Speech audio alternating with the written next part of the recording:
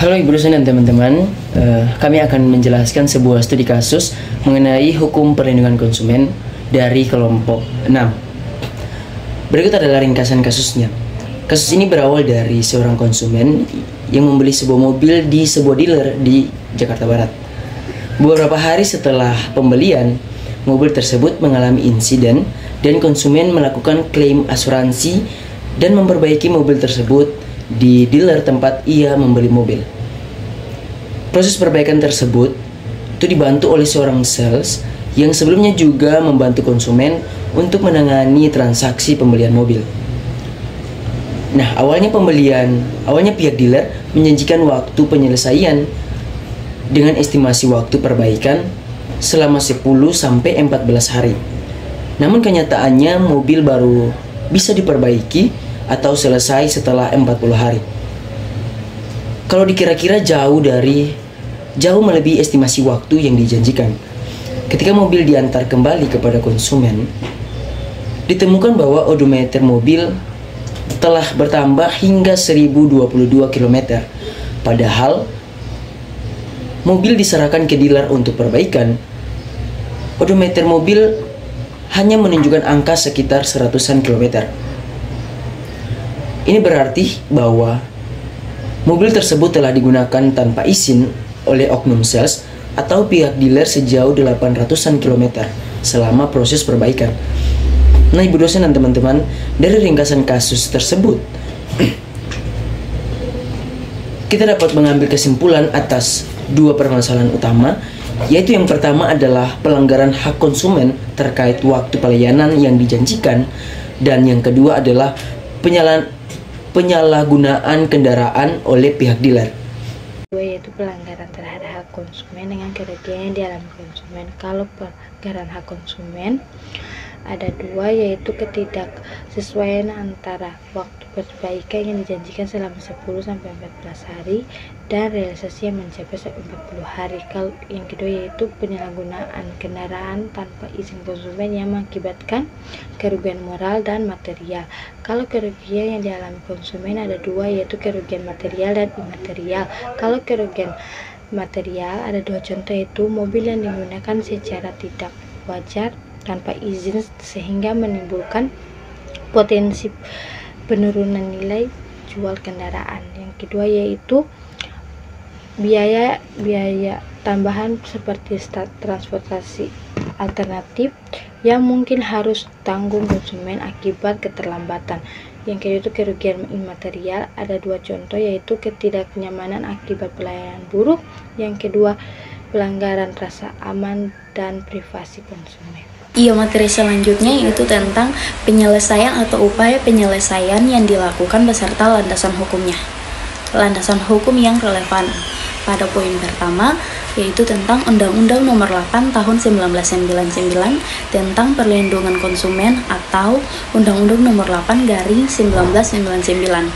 Pada pasal 4 menyatakan bahwa konsumen berhak atas kenyamanan, keamanan, dan keselamatan dalam mengonsumsi barang atau jasa. Pada pasal 7 huruf G menyatakan bahwa pelaku usaha berkewajiban memberikan kompensasi, ganti rugi, atau perbaikan jika barang atau jasa yang diberikan tidak sesuai perjanjian. Maka konsumen dilindungi untuk memperoleh haknya dan pelaku usaha bertanggung jawab atas pelanggaran terhadap konsumen. Jadi semua tindakan ini bertujuan untuk melindungi hak konsumen dan memastikan pelaku usaha bertanggung jawab atas produk atau layanan yang mereka berikan. Baik, di sini saya akan menjelaskan upaya penyelesaian yang dapat ditempuh oleh konsumen. Jadi, bayangkan kalau kalian sebagai konsumen mengalami kerugian, apa saja yang langkah yang bisa diambil? Yuk kita bahas satu persatu. Yang pertama, bisa melalui BPSK atau Badan Penyelesaian Sengketa Konsumen. Jadi BPSK ini seperti lembaga khusus yang membantu menyelesaikan masalah antara konsumen dan pelaku usaha. Dan kita bisa melaporkan masalah dan meminta penyelesaian melalui dua cara, mediasi atau adjudikasi. Dan di sini kalian bisa menuntut ganti rugi, baik berupa kerugian materi seperti uang atau barang, maupun imateri seperti ketidaknyamanan atau gangguan emosional. Dan yang kedua, melalui peradilan umum. Nah, kalau masalahnya lebih serius, kita bisa membawa kasus ini ke pengadilan dengan dasar hukum pasal 1365 KUH Perdata. Dalam proses ini konsumen itu bisa meminta kompensasi atau kerugian yang dialami. Contohnya kerugian materi seperti nilai barang yang menurun, atau immateri seperti pelanggaran privasi yang bikin kalian gak nyaman. Ketiga, melaporkan ke lembaga konsumen. Ada juga opsi untuk melibatkan lembaga seperti Yayasan Lembaga Konsumen Indonesia atau YLKI. Lembaga ini bisa membantu konsumen mendapatkan advokasi atau pendampingan hukum. Jadi, kalau kalian butuh dukungan hukum, ini bisa jadi jalan yang tepat. Yang keempat, terakhir, komunikasi langsung dengan dealer. Sebelum buru-buru ke jalur hukum, coba dulu jalur kekeluargaan. Kalau beli barang dari dealer atau penjual resmi, kita bisa menghubungi mereka untuk meminta penjelasan atau ganti rugi. Biasanya ini dilakukan lewat surat resmi agar mereka tahu kita serius. Oke, selanjutnya yaitu pengembalian keputusan untuk penyelesaian kasus berdasarkan landasan hukum. Kita masuk di tahap pengembalian keputusan, yaitu yang pertama, dokumentasi bukti. Kumpulkan semua bukti pendukung seperti dokumen pembelian mobil, bukti penyerahan mobil untuk perbaikan, atau nota kerja atau komunikasi dengan pihak dealer, foto dengan catatan odometer sebelum sudah perbaikan, rekam komunikasi jika ada dengan pihak dealer atau sales terkait dengan perjanjian waktu perbaikan. Yang kedua yaitu laporan ke BPSK atau YLKI.